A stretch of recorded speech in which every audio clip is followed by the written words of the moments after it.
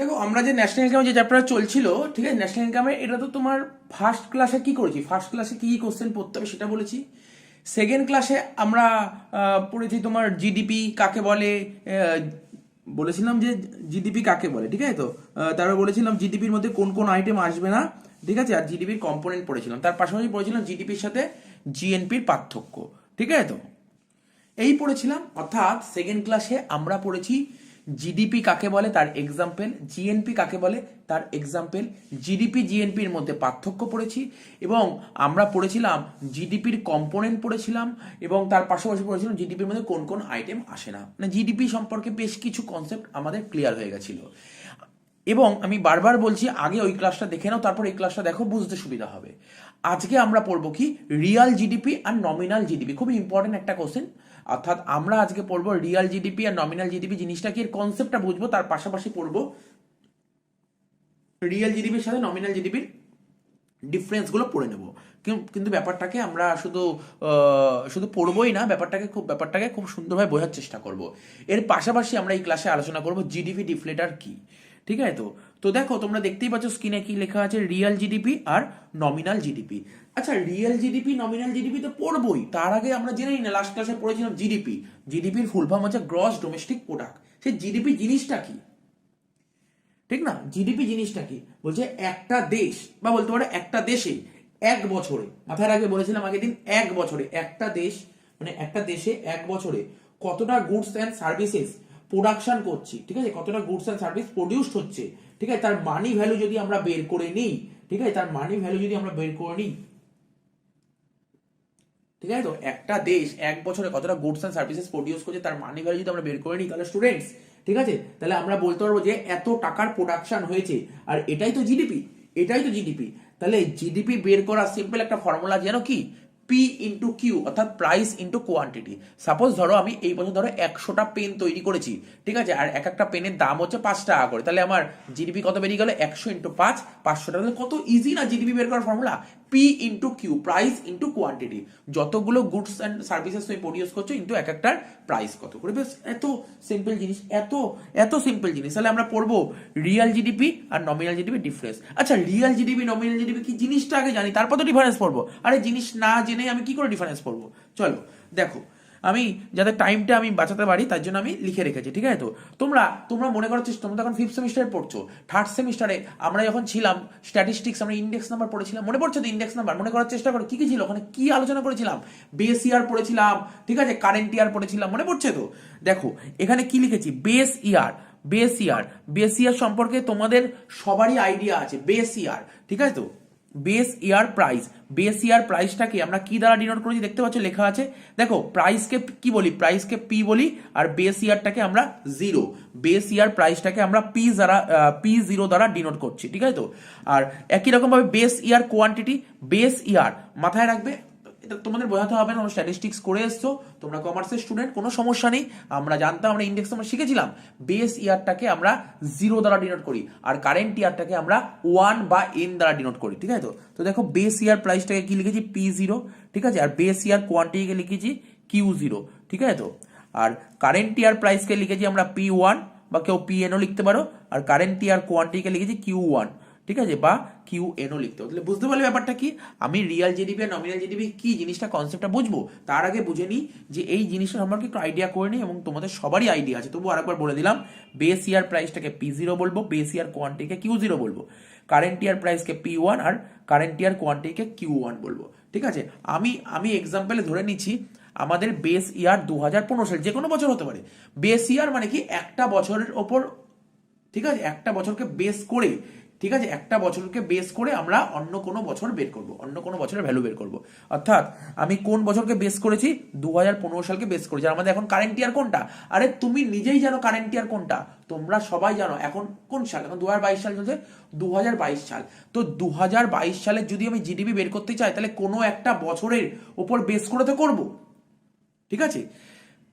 তার মানে আমি এখন 2022 সালে দাঁড়িয়ে আছি, 2022 সালে যদি জিডিপি বের করি, ঠিক আছে, 2022 সালে যদি জিডিপি বের করি, কিন্তু কোনো একটা বছরের উপর বেস করে তো করবো, তো যেই বছরের উপর বেস করে করব সেটাই তো বেস ইয়ার। অর্থাৎ আমাদের এক্সাম্পলে 2015 বেস ইয়ার, আর 2022 হচ্ছে কারেন্ট ইয়ার, ঠিক আছে তো। তো যেটা বলছিলাম আমাদের এটা তো 2022 সাল, ধরো আমরা যেই বছরে জিডিপি বের করি, যেই বছরে জিডিপি বের করি সেটা তো কারেন্ট ইয়ার, কিন্তু জিডিপি বের করতে গেলে তো চেঞ্জ চেঞ্জ বলে একটা কিছু হয়। তার মানে ধরো মানে আমি কি বললাম, সাপোজ ধরো বলে জিডিপি 5%, তাহলে জিডিপি 5% মানেটা কি? আগে আগে কোনো একটা বছরে জিডিপি ছিল এত, তার তুলনায় এখন বেড়েছে 5%, এত বেড়েছে, ঠিক আছে, 5% বেড়েছে। তার মানে যেই বছরে জিডিপি বের করবো সেটা হচ্ছে কারেন্ট ইয়ার। আমরা আমাদের এক্সাম্পলে 2022 সালে জিডিপি বের করছি, 2022 হচ্ছে কারেন্ট ইয়ার, কিন্তু জিডিপি তো কোনো একটা বছরের সঙ্গে কম্পেয়ার করব, যেই বছরের সঙ্গে কম্পেয়ার করব সেটা হচ্ছে বেস ইয়ার, ঠিক আছে। অর্থাৎ 2015 তুলনায় 2022-এ কি চেঞ্জ হয়েছে, এটাই তো জিডিপি। আর এটা বললাম বেস ইয়ার প্রাইসটাকে, বেস ইয়ার প্রাইস মানে সেই বছরে, অর্থাৎ যেই বছরের সঙ্গে কম্পেয়ার করে সেই বছরের প্রাইস ছিল P0, আর সেই বছরের কোয়ান্টিটি ছিল Q0, ঠিক আছে। আর আজকের প্রাইস কত, P1, আর আজকের কোয়ান্টিটি Q1, ঠিক আছে। তো এইবার চলে আসি আমরা নমিনাল জিডিপি আর রিয়াল জিডিপির কথায়, ঠিক আছে। নমিনাল জিডিপি বের করার নিয়মটা কি? দেখো নমিনাল কোনো সমস্যা নেই, নমিনাল জিডিপি মানে কারেন্ট, ঠিক আছে। কারেন্ট ইয়ারের প্রাইসের সাথে কারেন্ট ইয়ারের কোয়ান্টিটি নিয়ে নাও, অর্থাৎ আমাদের এক্সাম্পলে কারেন্ট ইয়ার কত, 2022 সালের প্রাইসের সঙ্গে 2022 সালের কোয়ান্টিটি যদি মাল্টিপ্লাই করে দাও বেরিয়ে যাবে নমিনাল জিডিপি। এবার রইল রিয়াল জিডিপি। রিয়াল জিডিপিটা কি? রিয়াল জিডিপি করার জন্য তোমাকে কারেন্ট ইয়ার অর্থাৎ এই বছরের কোয়ান্টিটি নেবে, কিন্তু ওই বছর যেই বছরের সঙ্গে কম্পেয়ার করছো অর্থাৎ বেস ইয়ারের প্রাইসটাকে নাও, ঠিক আছে। তাহলে বুঝতে পারলে, আবার বলেছি নমিনাল জিডিপি কি করে করব, কারেন্ট ইয়ারের প্রাইসের সঙ্গে কারেন্ট ইয়ারের কোয়ান্টিটি, কিন্তু রিয়াল জিডিপি কি করে করব, রিয়াল জিডিপি করতে গেলে তোমাকে কি করতে হবে, কারেন্ট ইয়ারের কোয়ান্টিটির সাথে যেই বছরের তুমি কম্পেয়ার করছো সেই বছরের প্রাইসটা নেবে, অর্থাৎ বেস ইয়ারের প্রাইসটা নেবে। এই তো ছিল। এবার দেখো তুমি প্রশ্ন করতে পারো যে স্যার এখানে কেন বেস ইয়ারের প্রাইস নেবে? আরে কিছুই না, ইনফ্লেশনটাকে ক্যালকুলেট করার জন্য। দেখো এখানে কি করছি, এটা এই বছরের প্রাইস নিয়েছি, নমিনাল জিডিপি করার সময় আমরা কারেন্ট ইয়ারের প্রাইস নিচ্ছি, কিন্তু রিয়াল জিডিপি করার সময় আমরা বেস ইয়ারের প্রাইস দিচ্ছি। দেখো কোনো কিছু চেঞ্জ হয়, কোয়ান্টিটি কোনো চেঞ্জ হয়নি, চেঞ্জ কিসে হয়েছে, প্রাইসে চেঞ্জ হয়েছে। কেন?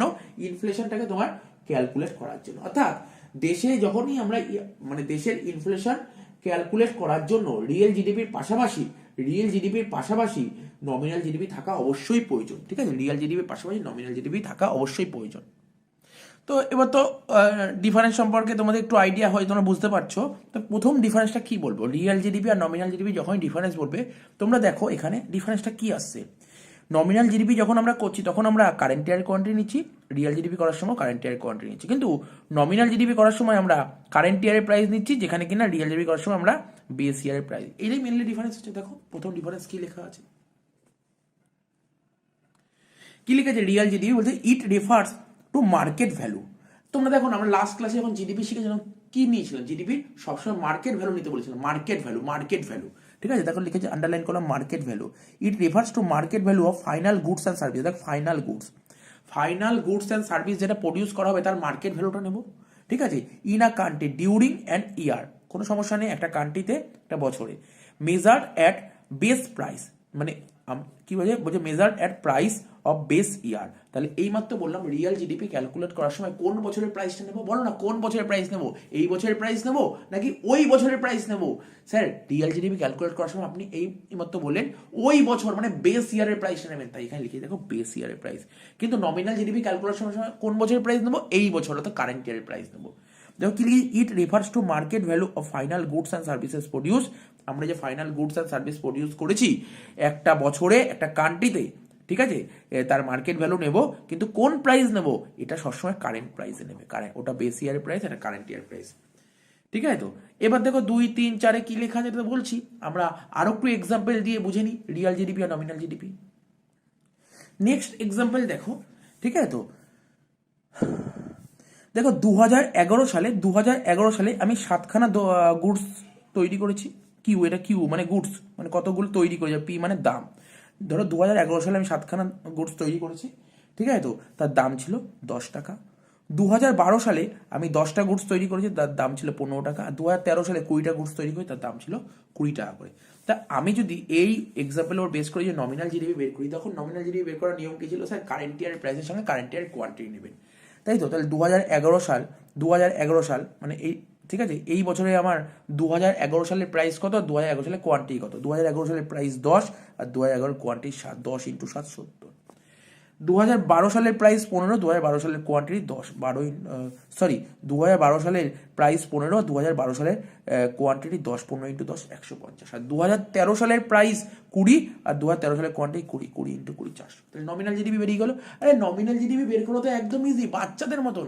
কারেন্ট ইয়ারের প্রাইসের সঙ্গে কারেন্ট ইয়ার কোয়ান্টিটি নেবে। তুমি যখন 2011 সাল দাঁড়িয়ে, তাহলে 2011 সাল কারেন্ট ইয়ার, যখন 2012 দাঁড়িয়ে 2012ই কারেন্ট ইয়ার, 2013তে দাঁড়িয়ে 2013ই কারেন্ট ইয়ার। তা 2011তে যখন তুমি দাঁড়িয়ে আছো, তাহলে 2011 সালের প্রাইসের সঙ্গে 2011 কোয়ান্টিটি গুণ করবে।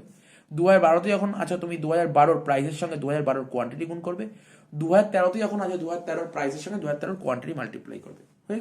হয়ে গেল তোমার নমিনাল জিডিপি। কিন্তু রিয়াল জিডিপি আমাদের কি বলে? রিয়াল জিডিপি আমাকে বলে কারেন্ট ইয়ারের কোয়ান্টিটির সঙ্গে ওই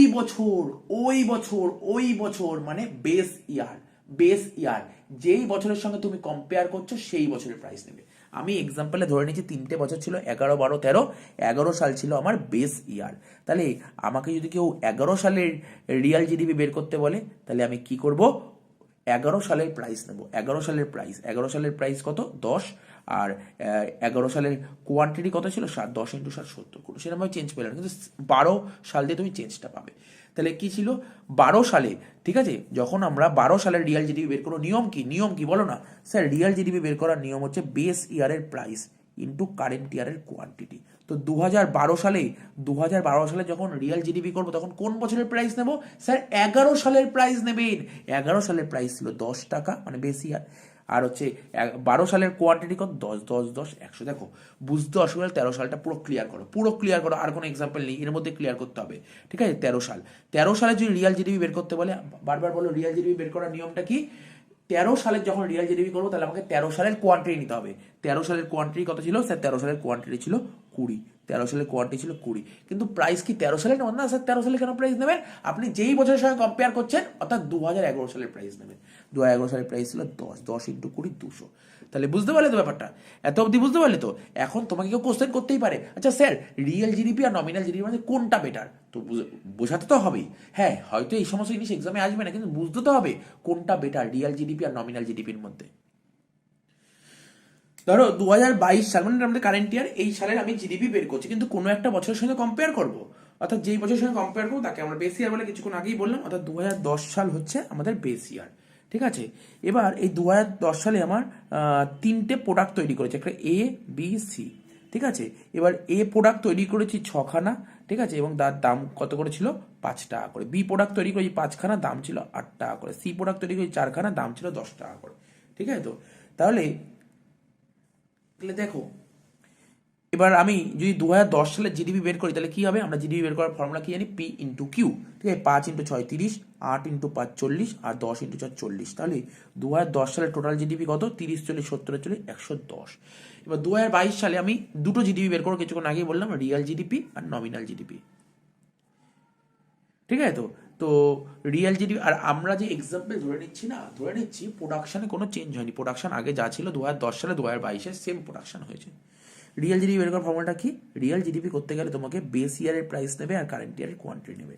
কিন্তু নমিনাল জিডিপি করতে গেলে বেস ইয়ারের না, এখানে যা হবে পুরোপুরি কারেন্ট ইয়ারের প্রাইস আর কারেন্ট ইয়ারের কোয়ান্টিটি। দেখো এখানে লিখেছি A, B, C। ঠিক আছে, A, B, C। আবার বলছি A, B, C। আমি কি এক্সাম্পলে কি ধরেছি? আমি ধরেছি যে কোয়ান্টিটি আগে 2010 সালে যা প্রডিউস হয়েছিল এখনো তাই প্রডিউস হচ্ছে। তার মানে A আগে প্রডিউস হয়েছিল কত? দেখো A আগে প্রডিউস হল 6, এখানে লিখলাম 6। B আগে প্রডিউস হল 5, এখনো 5। C আগে প্রডিউস হল 4, এখনো 4। নমিনাল জিডিপি একই কথা বলবো, এক্সাম্পল একই। আগে আমার যা প্রোডাকশন হয়েছিল এখন সেম প্রোডাকশন। 2010 সালে A প্রডিউস হয়েছিল 6, 2010 সালে B প্রডিউস হয়েছিল 5।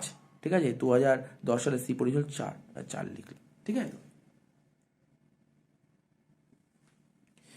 এইবার আমি কি রিয়েল জিডিপি করার সময় কোন বছরের প্রাইস নেবো? বেস ইয়ারের প্রাইস নেবো। বেস ইয়ারের প্রাইস কত ছিল? 5, 8, 10, 5, 8, 10। ঠিক আছে, তো আর কারেন্ট ইয়ারের প্রাইস কত? জাস্ট আমরা অ্যাজাম্পশন করেছি কারেন্ট ইয়ারের প্রাইস। এর কারেন্ট ইয়ারের প্রাইস হবে 10, বির কারেন্ট ইয়ারের প্রাইস 10, আর সির কারেন্ট ইয়ারের প্রাইস 15। ঠিক আছে, এবার 5-এর সাথে 6 গুণ করলে কত? 30, 8-এর সাথে 5 গুণ করে 40। ঠিক আছে, 10-এর সাথে 4 গুণ করে 40। তো টোটাল রিয়েল জিডিপি কত বেরোচ্ছে আমার? 110 টাকা। ঠিক আছে, আর এইখানে নমিনাল জিডিপি এটার সাথে এটা গুণ করে 60, এটার সাথে এটা গুণ করে 50, এটার সাথে এটা গুণ করে 60। টোটাল কত হলো? 170। ঠিক আছে, তো তাহলে দেখো আমার রিয়েল জিডিপি কত বেরোচ্ছে 110 টাকা, আর নমিনাল জিডিপি বেরোচ্ছে 170 টাকা। ঠিক আছে, তো দেখতে পাচ্ছ তো ডিফারেন্স চলে এসছে। দেখো দেখো সুন্দর করে দেখো ডিফারেন্স চলে এসছে, এখানে 110 টাকা, এখানে 170 টাকা। এবার প্রশ্ন হলো কোন GDP better, real GDP better না নমিনাল জিডিপি বেটার? ঠিক আছে, তো দেখো আগে তোমরা বলো জিডিপি মানে কি, বলো না জিডিপি মানে কি এটা বুঝতে গেলে। স্যার কিছুক্ষণ আগেই আপনি বললেন, আগের দিনে বলেছেন একটা দেশ একটা বছরে, ঠিক আছে, কতটা গুডস অ্যান্ড সার্ভিস প্রডিউস করছে, কি গুডস অ্যান্ড সার্ভিস প্রডিউস করছে তার মানি ভ্যালু, কতটা গুডস অ্যান্ড সার্ভিস প্রডিউস করছে। ঠিক আছে, তো দেখো না, তো জিডিপি মানে কি? ঠিক আছে, জিডিপি মানে কি, দেখো জিডিপি বেড়ে, ঠিক আছে, জিডিপি বাড়ছে। ঠিক আছে, তো জিডিপি কখন বাড়বে? জিডিপি কখন বাড়বে? দেশে যদি প্রোডাকশন বাড়ে তখনই তো জিডিপি বাড়বে। আরে কি বললাম এবার তো, জিডিপি মানে কি, এক বছরে একটা দেশ কতটা গুডস অ্যান্ড সার্ভিস প্রডিউস করছে, ভালো করে বলবো প্রোডাকশনটাকে ফোকাস করছে, জিডিপি মানেই প্রোডাকশনটাকে ফোকাস করছে। তো দেখো দেশে যদি প্রোডাকশন বাড়ে তখন জিডিপি বাড়বে। ঠিক আছে, আর জিডিপি যদি বাড়ে তাহলে দেশের এমপ্লয়মেন্ট বাড়বে, মানে চাকরি বাকরি পাবে লোকে। আর দেশে যদি এমপ্লয়মেন্ট বাড়ে তাহলে ইনকাম বাড়বে, মানে সবাই লোক চাকরি করতেই যাবে, তো সবার হাতে টাকা পয়সা আসবে, ইনকাম বাড়বে। ইনকাম যদি বাড়ে তাহলে পোভার্টি মানে দরিদ্রতা কমে যাবে, আর যদি দরিদ্র কমে যায় তাহলে সবাই পড়াশোনার দিকে যোগ দেবে, অর্থাৎ এডুকেশন বাড়বে, এডুকেশন বাড়লে হেলথ বাড়বে। ঠিক আছে, দেশে বড় বড় চার্টার্ড অ্যাকাউন্টেন্ট হবে, ইঞ্জিনিয়ার হবে, ঠিক আছে, টিচার হবে, লয়ার হবে। ঠিক আছে, তো এটা তো দেশের জন্য খুবই ভালো।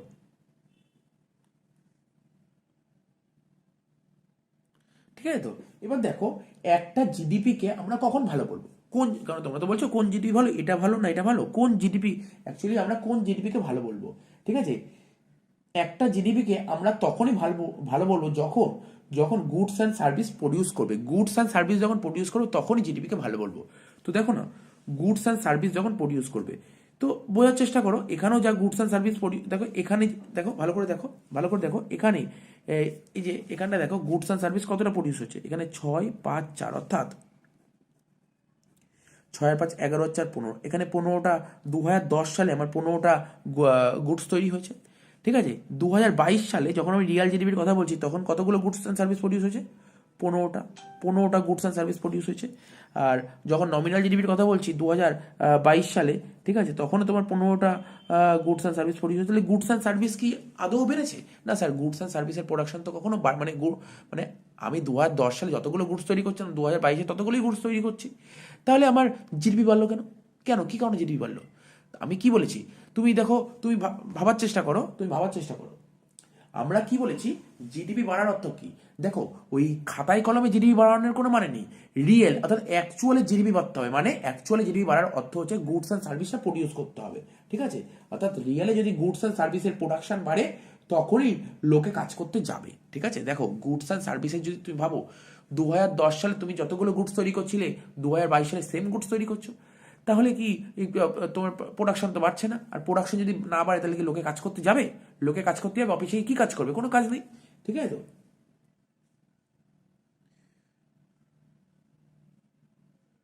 তাহলে বুঝতে পারলে, তাহলে দেশে যদি প্রোডাকশন বাড়ে তাহলে দেশের ভালো হবে।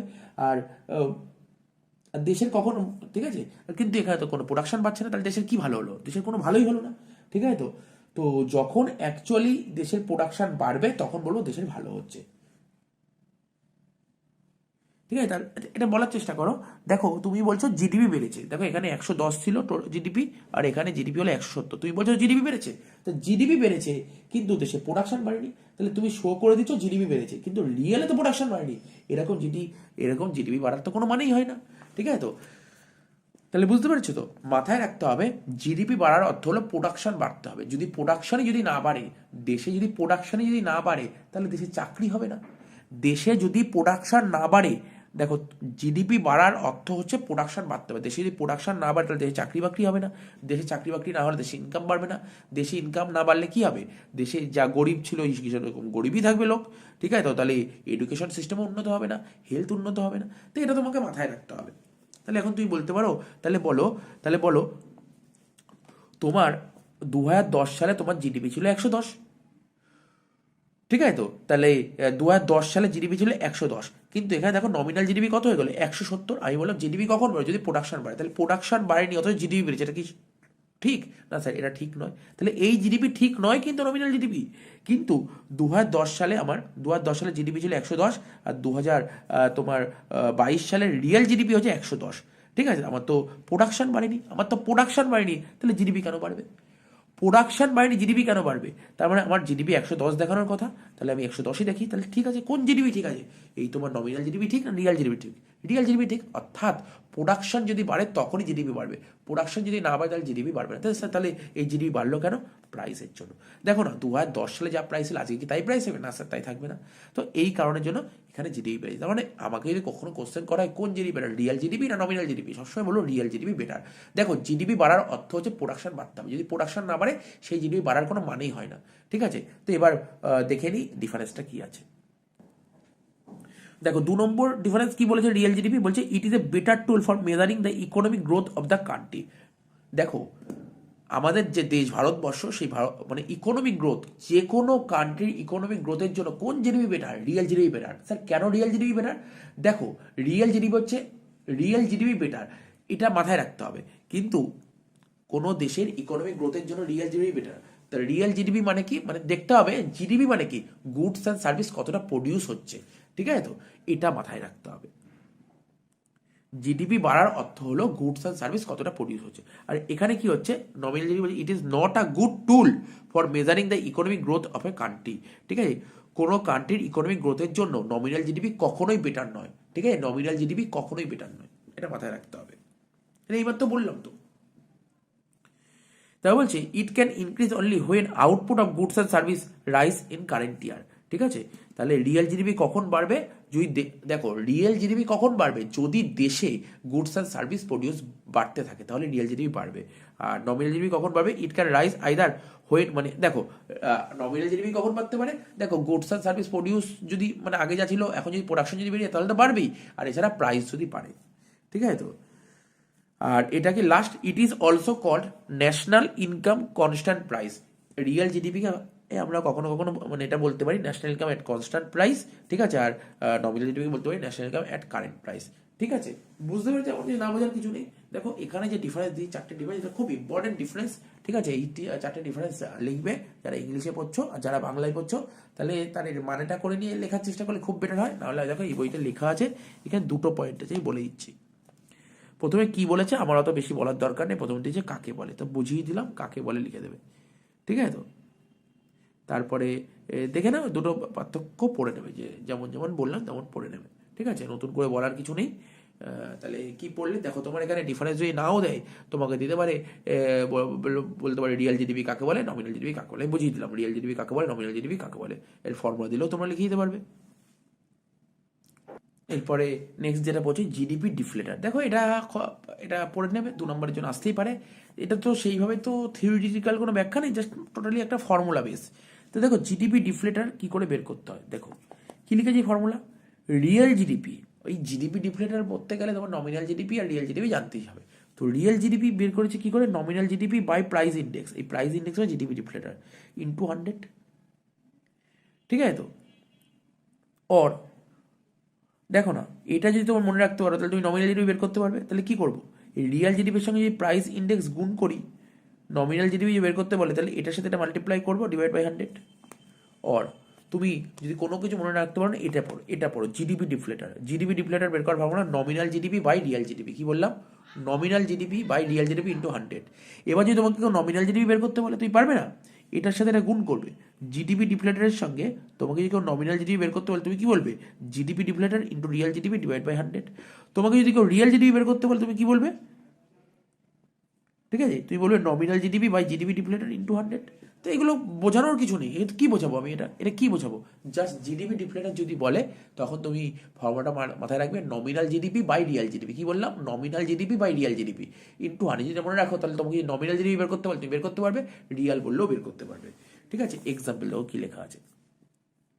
সাপোজ ধরো নমিনাল জিডিপি, ঠিক আছে, দেখো নমিনাল জিডিপি কি করেছে, কারেন্ট ইয়ার উপর বেস করেই করতে হয় আমাকে। ঠিক আছে, নমিনাল জিডিপি কারেন্ট ইয়ার, তাই না? নমিনাল জিডিপি কত বলেছে, 250 বলে দিয়েছে। আর রিয়াল জিডিপি কত বলে দিয়েছে, আমি এক্সাম্পল তৈরি করেছি, নমিনাল জিডিপি 250 আর রিয়াল জিডিপি 200। ঠিক আছে, তাহলে ফর্মুলা কি, জিডিপি ডিফ্লেটারের ফর্মুলাটা কি, স্যার আপনি মতো nominal GDP by real GDP. Nominal GDP কত, 250 বাই 200 ইন্টু 100 করলে কত হচ্ছে, 125।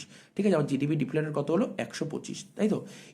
এটা থেকে সবসময় তুমি 100 মাইনাস করবে, 100 মাইনাস করতে, 100 মাইনাস করলে কত হচ্ছে, 25। তাহলে আমার ইনফ্লেশন কত হলো, 25। ঠিক আছে, বুঝতে পারলে? দেখো লেখা আছে, কি লিখতে পারো, বলছি it is a ratio, GDP ডিফ্লেটার কি, এটা একটা রেশিও। কিসের ratio? GDP at current price. GDP at current price কি বললাম এবার? তো কারেন্ট প্রাইসের জিডিপিটাকে বলা হয় নমিনাল জিডিপি, আর কনস্ট্যান্ট প্রাইসের জিডিপিকে বলা হয় রিয়েল জিডিপি, এদের মধ্যে ratio. GDP ডিফ্লেটার is a measure, কি জিডিপি ডিফ্লেটার কি, একটা measure of the level of prices of all new final goods and service in an economy. একটা ইকোনমিতে যত new final goods and service produce হচ্ছে, ঠিক আছে তো, বুঝতে পেরেছি তো? বলছে GDP ডিফ্লেটার is a measure of the level of price. Level of price measure করছে কিসের? যত new final goods and service produce হচ্ছে ইকোনমিতে, ঠিক আছে তো? বলছে the ডিফ্লেটার measure the change in price that has occurred between the base year and the current year. তাহলে বলছে ডিফ্লেটারটা কি মেজার করছে? দ্য চেঞ্জ ইন প্রাইস, প্রাইসের change that has occurred between the base year and current year. ঠিক আছে, কোনো সমস্যা নেই, মাত্র বুঝিয়ে দিয়েছি, নতুন করে বোঝানোর কিছু নেই। রিয়েল জিডিপি, নমিনাল জিডিপি সুন্দরভাবে বুঝিয়েছি। Since GDP deflator is based on a calculation involving all the goods produced in the economy. It is a widely based price index that is frequently used to measure inflation. তো তোমাকে যদি কখনো কেউ তোমাকে যদি GDP ডিফ্লেটার সম্পর্কে জানতে চায়, তাহলে এই যে এখানে যে লেখাটা আছে, লেখাটা পুরো লিখে ওর ফর্মুলাটা দিয়ে দেবে, ঠিক আছে? তাহলেই হবে। আর যদি তাও না দিতে চাও, দেখো তাও যদি না দিতে, যদি এতটা দিতে না চাও, জিডিপি ডিফ্লেটার কাকে বলে, এক লাইন লিখবে, এক লাইন লিখবে, তুমি এটাই লিখতে পারো, কোনো সমস্যা নেই। It is a ratio of GDP at current price and GDP at constant price. তারপর লিখে GDP ডিফ্লেটার is a measure of the level of price of all new final goods and services in an economy. এইটুক লিখে দিলে, এইটুক লিখে দিয়ে তারপর এটা লিখবে, জিডিপি ডিফ্লেটার ফর্মুলাটা দিয়ে দেবে, দিয়ে এই এক্সাম্পলটা দিয়ে দেবে। এনাফ, এনাফ, এর চেয়ে বেশি কিছু লিখতে হবে না, ঠিক আছে? তো ঠিক আছে, এটাই লিখবে। আর যদি এটা না লিখতে চাও, আর একটা নোট বলেইছি, সেই নোটটা লিখলেও হবে। দেখো এখানে লেখা হয় জিডিপি ডিফ্লেটার জিনিসটা কি, ঠিক আছে? আমার মতে বলে আমি আগে যেটা বললাম সেটা লেখাটা বেটার, ঠিক আছে? আর যদি ওটা না হয়, এটাও লিখতে পারে, বলছে price level of a country may rise or fall, ঠিক আছে? মানে কোনো কান্ট্রির প্রাইস লেভেল বাড়তেও পারে, আবার কমতেও পারে, জেনারেল তো বাড়ে, ঠিক আছে তো? But from experience it is found that price level of all country rise. কিন্তু তোমার এক্সপিরিয়েন্সে কি দেখা গেছে, যে পৃথিবীর মানে পৃথিবীর সমস্ত দেশেই তোমার প্রাইস লেভেলটা তোমার বেড়েই চলেছে। তো due to rise in price level, ঠিক আছে? Due to rise in price level, মানে প্রাইস লেভেল যে বেড়ে চলেছে না, এই জন্য কি হয়, GDP express in terms of money at current year price level will be much more than actual production. তো এটাই বলে যে due to rise in price level, GDP expressed in terms of money at current year price level will be much more than actual production. So the amount of GDP will not reflect the true growth of the economy. Economic true growth কখনোই জানা যায় না। Therefore, GDP of a year should be converted to price level of earlier year for arriving at real GDP. GDP deflator is the price index current year which is used to divide the current year nominal GDP to arrive at real GDP. তো ঠিক আছে, এটা একদম পুরো thoroughly লেখা আছে, এটাও লিখতে পারো। কিন্তু বারবার বলছি, যখনই তোমার এক্সামে জিডিপি ডিফ্লেটার দেবে, তখন তুমি কি লিখতে পারো? জিডিপি ডিফ্লেটার দিলে সবার প্রথম তুমি লিখবে এই যে এই লাইনটা লিখো, বেটার লাইন, তো better line, it is a ratio of GDP at current price and GDP at constant price. GDP ডিফ্লেটার is a measure of the level of price of all new final goods and services in an economy. ঠিক আছে তো, এই প্যারাটা দিয়ে দাও, তারপর চলে আসো GDP ডিফ্লেটারের এই ফর্মুলাতে চলে আসো, এটাই লিখবে, আমার মনে হয় এটাই বেটার। ফর্মুলাটা দিয়ে দেবে, তারপর বলে ব্যাপারটাকে মানে বিষয়টিকে একটি এক্সাম্পলে আগে দেখানো হলো, এই এক্সাম্পলটা দিয়ে দেবে, বেশ হয়ে গেল। তো ঠিক আছে, আজকের ক্লাসে কি কি পড়লাম আমরা? রিয়েল জিডিপি আর নমিনাল জিডিপি কনসেপ্টটা পড়লাম, এদের ডিফারেন্সটা পড়লাম, আর জিডিপি ডিফ্লেটার কি এটাও আমরা আলোচনা করে দিলাম। ঠিক আছে, আর যদি জিডিপি ডিফ্লেটার বাংলায় কি লিখতে হবে লিখতে চাও, দেখো এখানে লেখা আছে, এটা একটু দেখে না, এই যে এইটা দাগ দিয়ে দিচ্ছে, এইটুক লিখে নিলেই হবে।